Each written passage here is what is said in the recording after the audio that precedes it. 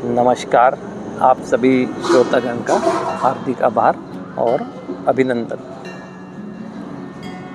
एक नशा कर रहे व्यक्ति की मानसिकता नशे के प्रभाव की वजह से और उसके नकारात्मक सोच की वजह से उसकी मानसिकता इस कदर अपाहिज हो चुकी होती है कि अब नशा छोड़ने के बाद भी उसका बिना मार्गदर्शन रूपी बैसाखी के जीवन को आगे बढ़ा पाना थोड़ा कठिन सा हो जाता है।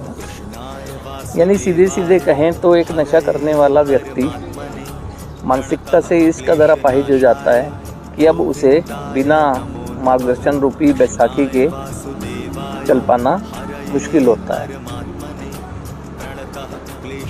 अभी आप देखें कि ये जो अपने प्रयासों से अपने को नशे से जो दूर रखते हैं बाह्य समाज में लोग परिवार के सहयोग से, ऐसा क्या होता है कि वो कुछ समय बाद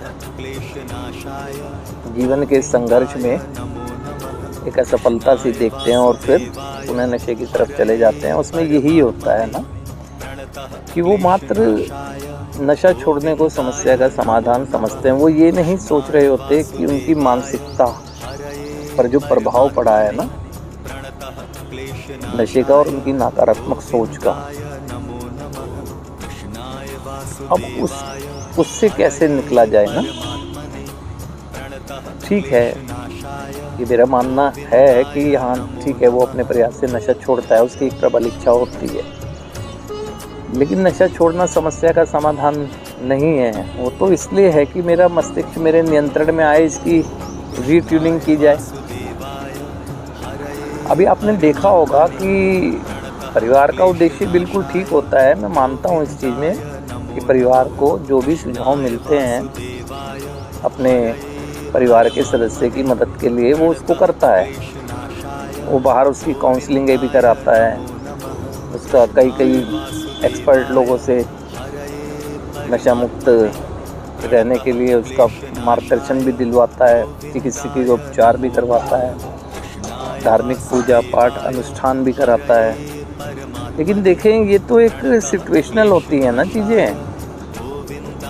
ठीक है, धार्मिक अनुष्ठान कराए गए, उस सिचुएशन के अंतर्गत उसकी मानसिकता एक शांत रही, चिकित्सकीय उपचार हुआ, जब तक उपचार चलता रहा शांत रही सब चीज़ें।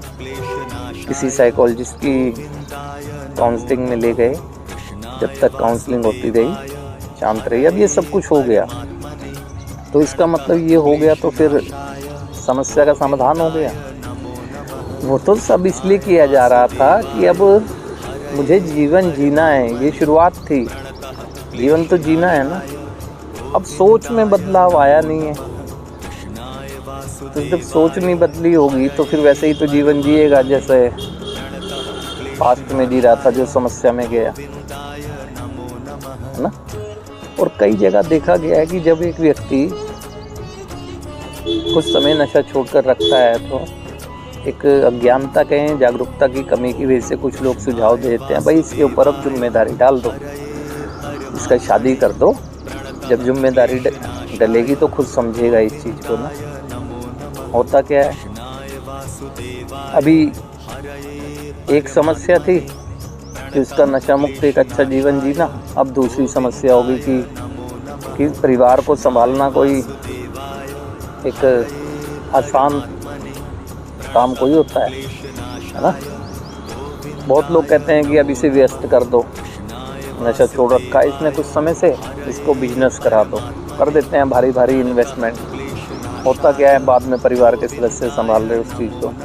अब ये दोनों चीज़ें देखिए, इसमें क्या होता है ना, अचानक से उसका पारिवारिक एक बोझ बढ़ा, बोझ ना कहें तो अगर जिम्मेदारी बढ़ी शादी होते ही, तो उस जिम्मेदारी को निभाने के लायक वो हो गया था। या कोई व्यापार बढ़ा, व्यापार में उतार चढ़ाव आते हैं, वो उस सिचुएशन को उसका मस्तिष्क संभालने लायक हो गया था, और समस्याएं हो जाती हैं ना। तो सबसे बड़ी बात जो है वो यही है कि अगर मैं कहूँ तो कोई भी व्यक्ति, चाहे वो किसी ट्रीटमेंट सेंटर में, रिहैबिलिटेशन सेंटर के माध्यम से नशा मुक्त एक रहने की कोशिश कर रहा है, या किसी काउंसलिंग के माध्यम से, या किसी भी तरह के धार्मिक अनुष्ठान हो या कुछ भी, शुरुआत का 1 साल ना, शुरुआत का 1 साल बहुत वैल्यू रखता है ना। और वो भी तब वैल्यू रखता है जब वो नशा छोड़ने के बाद अपने तौर तरीक़ों को बदलने की दिशा में भी आगे बढ़ रहा हो। तो तौर तरीक़ों में बदलने की दिशा में आगे बढ़ना बिना मार्गदर्शन के वो हो पाना संभव ही नहीं होता है। अब उसे ये तो पता हो कि किस तरीके से मेरे को अपने जीवन को, एक जो नई जीवन शैली है, उस नए जीवन शैली को किस तरह से मुझे एक नए समाज के संपर्क में जाना होगा, किस तरह से मुझे सर्वाइव करना होगा, कैसे करना होगा, ये सब चीज़ तो उसको होनी चाहिए ना। तो यही वजह है कि जब ट्रीटमेंट सेंटर से कोई व्यक्ति जाता है तो उसको ये सुझाव दिया जाता है ना कि कम से कम आप अपने आप को टेलीफोनिक माध्यम से या किसी भी तरीके से अपने आप को एक ट्रीटमेंट सेंटर के, या अपने उपचारक के, या अपने मार्गदर्शक के, या आप जिस पर भी विश्वास करते हैं उनके संपर्क में बने रहें। आप क्या अच्छा कर रहे हैं नशा मुक्त रहते हुए, क्या आपको बुरा महसूस हुआ पूरे दिन की एक्टिविटी, इन सब पर आप फोकस करें, बताएं, शेयर करें उसको। क्योंकि एक पूरा राउंड लगभग घूम जाता है उसका ना, बाहर की दुनिया में रहते हुए ना, जब वो उपचार लेके जाता है। जब वो उपचार लेके जाता है तो उसका एक इस तरह से प्रोसेस हो जाता है। लेकिन देखा क्या गया है, जैसे परिवार उपचार सेंटर में तो भेज देता है, लेकिन उपचार सेंटर में भेजने के बाद जैसे ही वो ट्रीटमेंट से गया, तो अगर वो नशे से पीड़ित व्यक्ति चाहता भी है ना कि मैं सेंटर के संपर्क में रहूं, या समय समय पर वहाँ फिजिकल प्रेजेंस अपनी करता रहूं, ताकि मैं कहाँ से अपने आपको सही करने के तरीके सीख के आया हूँ उनके संपर्क में, तो परिवार वहाँ कहीं देखा गया है कि वहाँ जाके अब क्या करोगे, फिर तुम्हारा दिमाग वैसे ही ना हो जाए जैसे वहाँ पर नए लोग उस तरह से आएंगे। पता नहीं कैसी सोच हो गई है। वो जाना चाहता है, बचना चाहता है, लेकिन कई परिवार रोक दिया करते हैं। और कई परिवार बस समस्या थी, आए, डिस्चार्ज हुआ, बस चले गए अपनी दुनिया। ठीक है कि अपनी दुनिया में एक फिज़िकली मेंटली इन्वॉल्व होना अच्छी बात है, लेकिन ये भी कोई बुरी बात कोई है कि मैं एक टच में रहूं, है ना, अपनी ग्रोथ क्या कर रहा हूं यही शेयर करता रहूं। सामने वाला मोटिवेट एक अप्रिशिएट ही करेगा।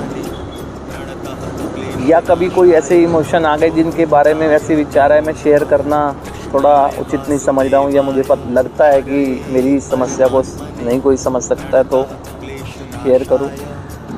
देखने में ये आता है कि उपचार हुआ, उपचार के बाद बस गए तो अपनी दुनिया में एकदम खो जाते हैं, या एकदम से उनकी कोशिश ये रहती है कि अपनी दुनिया में ही इन्वॉल्व हो जाएं। इन्वॉल्व होना है, लेकिन ये तो देख लें कि एक जो समाज है उनको किस दृष्टि से अभी जज करेगा। हालांकि उनके जज करने का प्रभाव नहीं पड़ना चाहिए, लेकिन फिर भी देख तो लें। देखो, एक उपचार के बाद ना बहुत चेंजेस आ जाते हैं व्यक्ति में ना। तो कोई उसके बारे में क्या सोच रहा है, क्या नहीं सोच रहा है, ये वो ज़्यादा सोचने लगता है ना। और क्योंकि उसके अंदर विश्वास की कमी होती है, वो एक चाहत रखता है कि मुझे अब जब मैं ठीक हूँ तो मुझे अच्छा कहा जाए। ऐसी बहुत सी चीज़ें होती हैं जिसकी वजह से ये कहा जा रहा है कि अब मार्गदर्शन रूपी बैसाखियाँ चाहिए, और कम से कम शुरुआत के 1 साल तो चाहिए मार्गदर्शन में, फॉलोअप पीरियड में रहना ही चाहिए। खुद सोचें, इतने लंबे समय से 5 साल, 10 साल, 15 साल से सोच प्रभावित रही, नशे का प्रभाव रहा।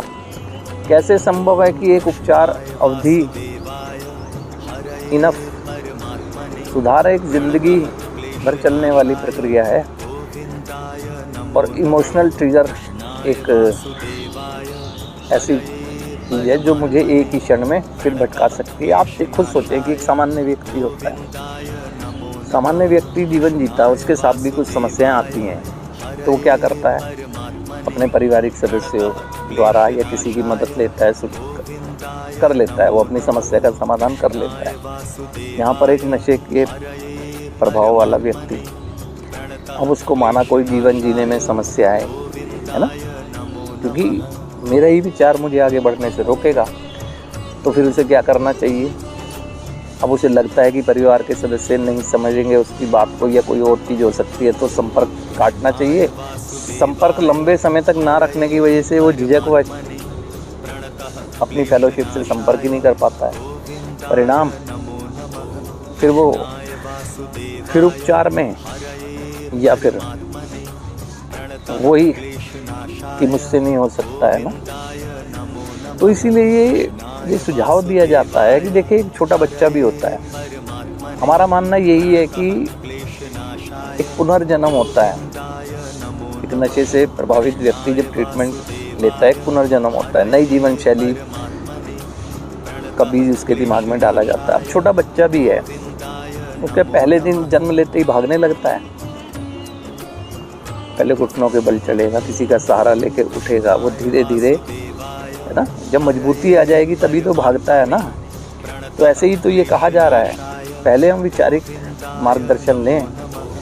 वैचारिक मार्गदर्शन रूपी बैसाखी क्यों कहा गया है, क्योंकि हम शरीर से तो ठीक हैं, लेकिन मानसिकता है ना, इस पर एकदम से नकारात्मक प्रभाव का आ जाना या अचानक से प्रसन्नता आ जाना।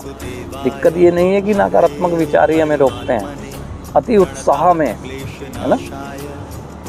और फिर ये जाने कि एक नशा जब कर रहा था व्यक्ति, उसका स्वभाव इगोइस्टिक पर्सनैलिटी होता है, अहंकारी स्वभाव होता है, वो उस समय भी अपनी वास्तविकता को छुपा रहा होता है, बता ही नहीं रहा होता है। तो जब नशा वो छोड़ देता है ना, तो उसके अंदर और स्वाभाविक सी बात आ जाती है कि नशा छोड़ रखा है, बस मैंने, अब मुझे क्या ज़रूरत है किसी की सलाह की, सुझाव की। ये अहंकार जो होता है और वास्तविकता से बहुत दूर ले जाता है ना। तो इसीलिए मेरा एक सुझाव है ना, जागरूकता के उद्देश्य से मैं ये बात कह रहा हूँ, जो लोग अपने प्रयास से भी घर रहते हुए भी नशा छोड़ कर रखते हैं, किसी भी उपचारक माध्यम से, सेंटर से भी, उन्हें कम से कम शुरुआत के 1 साल तक अपने आप को ऐसे किसी भी मानसिक प्रेशर में, या परिवार भी उन पर ऐसा ना करे कि विवाह कर दो तो जिम्मेदारी आएगी, समझ जाएगा, या बड़े बड़े बिजनेस कर दो तो समझ जाएगा, या खुद भी अगर ऐसी कोई चीज़ नहीं भी है, खुद भी अपने आप को संपर्क से नहीं काटना चाहिए। एक सामान्य व्यक्ति की तरह वार्तालाप करना चाहिए, सुख दुख है उसको भी शेयर करना चाहिए। एक वैसे भी तो फ्रेंड सर्कल में, रिलेशन में सब हम फ़ोन कॉल करते ही हैं, अपनी ग्रोथ भी बताएं और कहाँ थोड़ा आपको लग रहा है वो बताएं। तो यही तो संपर्क की बात कही जा रही है, इसी को तो फॉलोअप कहा जा रहा है। और किस चीज़ को कहा जा रहा है, मतलब मार्गदर्शन से अपने को हटा कर ना ले जाएं, क्योंकि जीवन जीने के लिए हर किसी व्यक्ति को मोटिवेशन की ज़रूरत पड़ती है। और ये नहीं कि एक बार मोटिवेट कर दिया गया वो ज़िंदगी भर है ना कर सकता है, लेकिन बीच बीच में है ना। और मोटिवेशन की ज़रूरत तो किसी नहीं पड़ती है, ये ईश्वर भी जानता है। अगर कहे तो हनुमान को उड़ने के लिए भी मोटिवेशन की ज़रूरत पड़ी थी, जब जामवंत ने उनको उनकी शक्ति का ज्ञान कराया था। और अर्जुन को लड़ने के लिए भी ज़रूरत पड़ती थी, जब पूरा गीता का ज्ञान दे दिया गया था श्री कृष्ण जी के द्वारा। तो शक्ति हर व्यक्ति में है, शक्ति एक नशा करने वाले व्यक्ति के अंदर भी है जीवन जीने की, लेकिन उस शक्ति को जगाने का काम कौन करेगा, वो तो मार्गदर्शक ही करेगा ना। तो इसीलिए मोटिवेशन चाहिए होता है, इस बातों को गंभीरता से लेना चाहिए। नहीं तो अच्छी भली सोच होने के बाद भी ना, एक जाने अनजाने में कहें या इस चीज़ को नज़रअंदाज कर देने, मार्गदर्शन को नज़रअंदाज कर देने की वजह से भी बहुत से व्यक्ति दुर्भाग्यपूर्ण तरीके से पुनः नशे के दलदल में फंस जाते हैं। तो इन बातों का ध्यान रखेंगे तो बहुत संभव है कि ज़िंदगी बहुत सुंदर है, बहुत विस्तृत है, जितना चाहें अच्छा कर सकते हैं, अच्छा जी सकते हैं। तो आज के लिए आप सभी श्रोतागण का हार्दिक आभार और अभिनंदन।